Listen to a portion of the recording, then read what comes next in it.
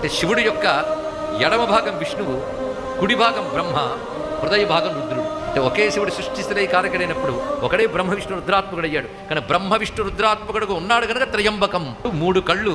అందుకే త్రయక్షంచ మృత్యుంజయం. చంద్రలేఖని ధ్యానించాలి, 3 కళ్ళని ధ్యానించాలి, తెల్లని స్వరూపాన్ని ధ్యానించాలి, అమృతంతో తడిసిపోతున్న రూపాన్ని ధ్యానించాలి. ధ్యానిస్తే చాలండి, తప్పకుండా దానికి ప్రయోజనం ఉంటుంది.